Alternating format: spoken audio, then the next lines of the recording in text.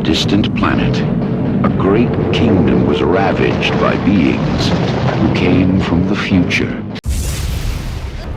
I know the legend of the warrior called She-Ra. Welcome to 5-Star Reviews, where I review something and I give it 5 stars.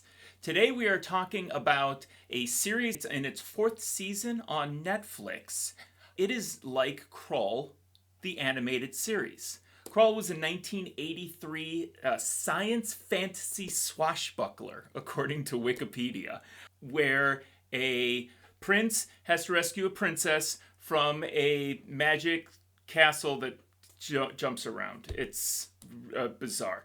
The basic design, though, of this world is this is 1983, and so they were lifting off of the notion of hit movies like Willow, a fantasy world, and space epics like Star Wars and Battlestar Galactica. You've basically got Middle Earth invaded by the Empire from Star Wars. And that's the basic flavor of KRULL. The design of it was fantastic. It's one of my favorite movies that, in retrospect, isn't really good at all. Like, the plot is absolutely terrible, but it's such a great concept that what are you going to do about it? I mean, it's one of those movies that needs to be remade. I was excited to realize that while I was watching She-Ra, Princesses of Power on Netflix, that this series is basically that concept. You have a fantasy world called Etheria, where it's fantasies. There's different kingdoms. Each kingdom represents a different place within the world, a different landscape. You've got water princesses and plant princesses and scorpion princesses, all of the different action figures that you can purchase at your local Walmart. You have the Horde, which is a space empire, basically, that shows up to try to take over Etheria. And it's all of the princesses combating the Horde while trying to figure out what's going on. The Horde is this evil threat that is inching its way from the darkest parts of Etheria to become the new ruling, power. She-Ra is the guardian of Etheria, and she leads all of the superpowered princesses to defeat the Horde.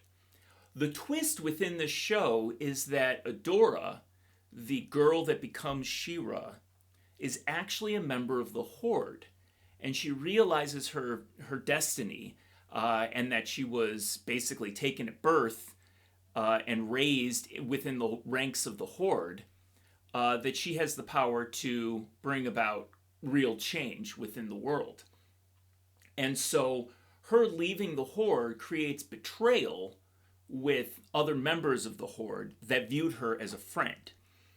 And this is where a lot of the really interesting dynamics within the show that I think even adults would appreciate comes from this kind of relationship drama that gets created. You have Catra, who is the former best friend of Adora. And then Adora switches sides and becomes friends with all of these other princesses who are all super cool, and she completely lets go of her past, which was being raised with this cat girl named Catra.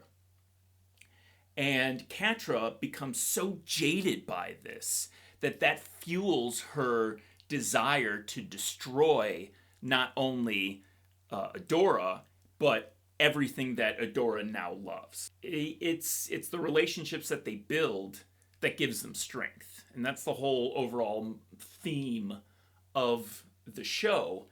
And there's so many smart twists and turns that you find yourself actually really, investing within the relationships of these characters. And it's cheesy and it's for kids, but it's also written well enough that adults should be able to appreciate it as well. I always treat modern animation in comparison to the animation that I grew up with. And the She-Ra and the Thundercats and the He-Man shows of yore pale in comparison to the writing and animation and quality of the shows that are coming out now. Even though that they're written for kids, they're written well enough that I thoroughly enjoy this show. One of my favorite characters is Seahawk. He's a pirate captain. You know, he's got his mustache and he has a ship which is called I believe the Dragon's Daughter. Every time that you see him, it's the Dragon's Daughter 3, the Dragon's Daughter 5, the Dragon's Daughter 6. And every time, like his first go-to move when it comes to fighting something is to light his ship on fire and crash into it. That's what he does. And he likes to sing shanties, and he's very stereotypical in that respect. Entrapta. Oh my gosh, Entrapta is such a fun character. She walks, she's got like Medusa powers in that she can move her hair in these tentacles and whatnot, and she makes machines. She's a scientist princess, and she's so interesting, and I love her enthusiasm for learning is such a delight to see. She's so much fun.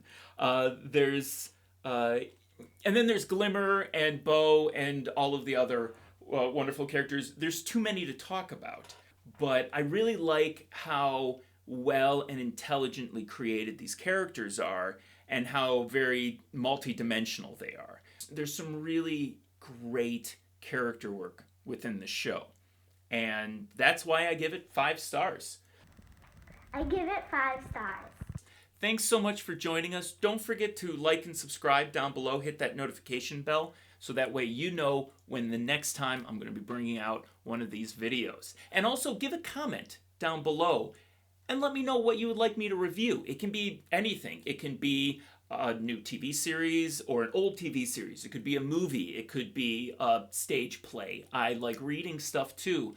I like a lot of things. So let me know and I will give it a review and give it 5 stars. We'll see you next time. Take care.